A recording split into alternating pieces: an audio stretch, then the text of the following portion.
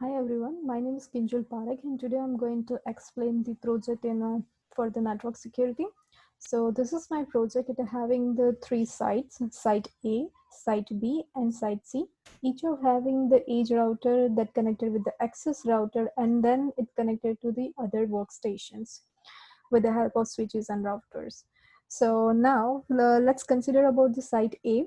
So site A, there is a three switches which are connected with the workstation. There is a TACX server as well and web server. So to just stop looping in between this switches, it is required to have a spanning tree to use a spanning tree protocol. And here, I have just applied a root bridge on the switch 0 on the VLAN 1. So I can show you here that switch 0 is you can see here that I have applied this is as a root bridge. So that's why all the ports on that root bridges are in the forwarding state. And this way, if I just see the other two, there is they having some they having some root bridge which is directly connected to that switch 0, while other ports are in a designated ports and some of them are the blocking port which has the higher cost value.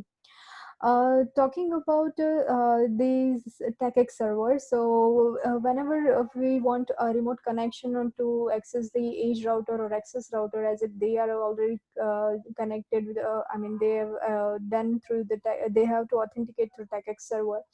Now, the benefit of the TechX server is that it will encrypts both username and password. So that means your username is also be the case sensitive.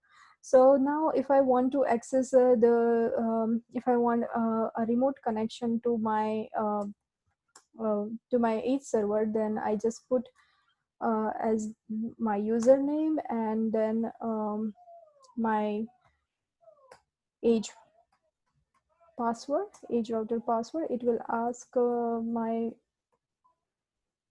password. So oops, I put as a secret 55. um,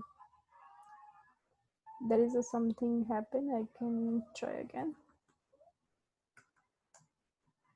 Yep, I can access the edge router A easily. So this way, it's required to have a username and a password to be same as whatever given as in the TechX server. So it will do a separate thing for authentication and authorization.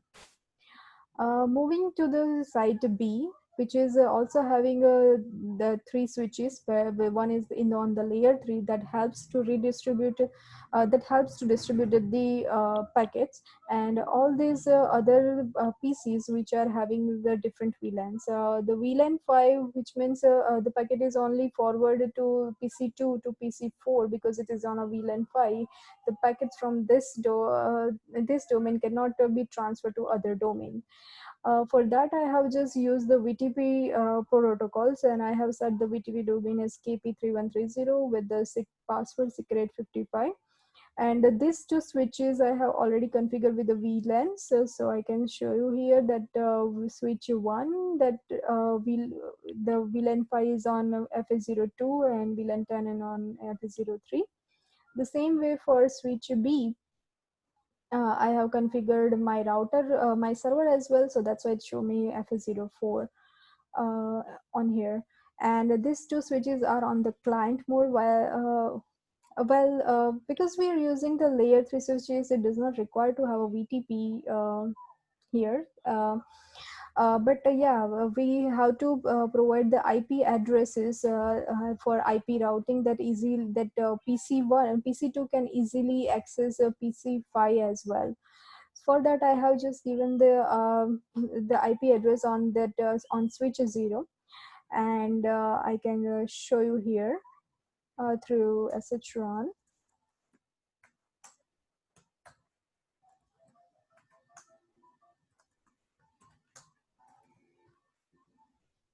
I can easily see that I have given the VLAN file with the IP address that works the default gateway for my workstation. I have also given the interface VLAN 10 the IP address. So this way it can easily it will route the packets. But now it is required to have initializer with the with the access router B, and that's why this is the interface FS0 gigabits 101, and that is connected with the FS01.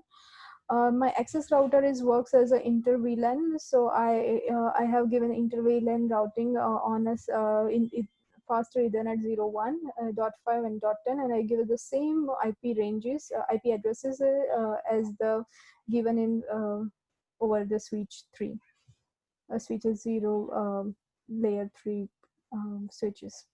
Now this way I can easily route my packets in the VLAN. Talking about the Radius server, so the Radius server is a differentiate why it is different from the TechX server, because it just only encrypted the password, it does not encrypt the username. So even if I want to access this router B, then if I just connected through remote terminal, I mean through SSH service, and even if I provided my username is capital KP3130, but as I said, it does not encrypt the username. Then even if I put a lowercase, it will allow me to access this router. So if I just put its IP address for the access router B, it will ask me the password, and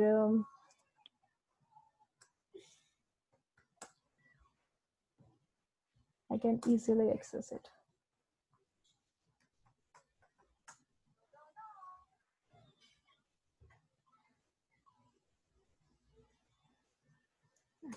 Okay.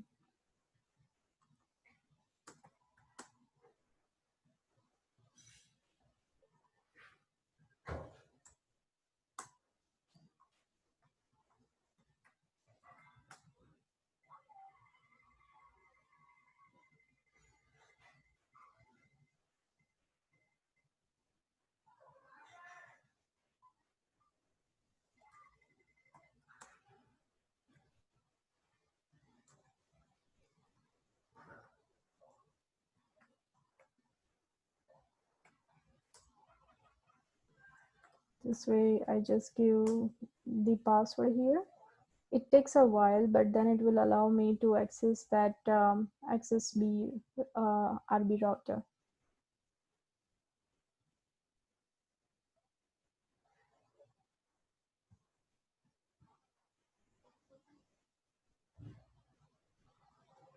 The disadvantage of this thing is that even I have a lower case of my username, that it will allow me, but TechX server is required to have a same username as it is provided in the TechX server registry. So this is the one of the disadvantage that Radius server have. It is less secure than TechX server.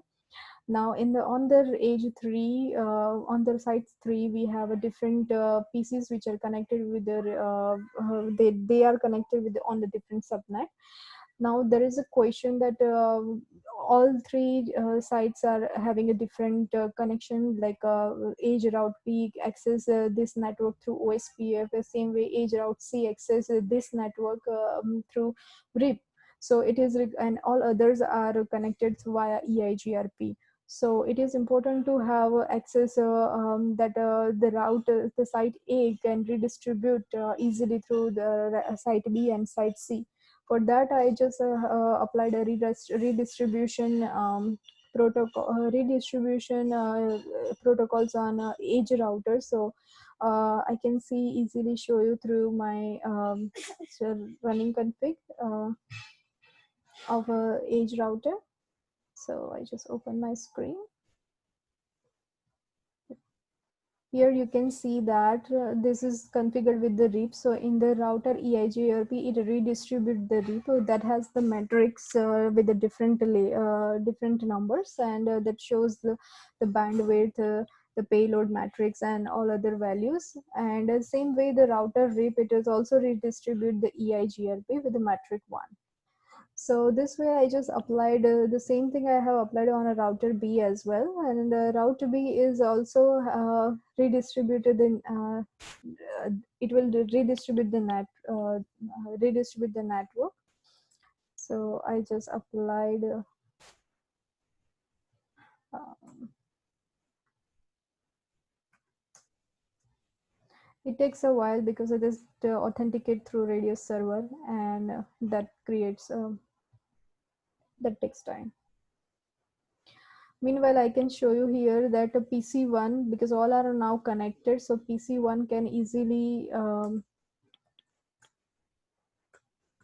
it can access the other PC. So if I want to ping my remote site on site C, then I can easily ping dot 130, and it gives me the positive reply. I can ping that well. Now if I want any of these route,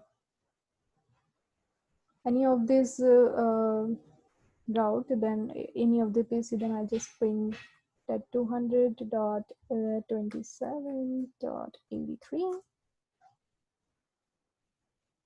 So I can successfully ping on site B as well. This way I can easily ping from site A to site B and C. And let me talk about this VLAN interfaces. If I just ping my PC2 to PC3, which is on a different subnet, then I can easily ping that, because I already given the VLAN trunking protocol and spanning tree protocol. Yeah, and inter VLAN routing, I can easily access these things as well. So back to this, so I can see here,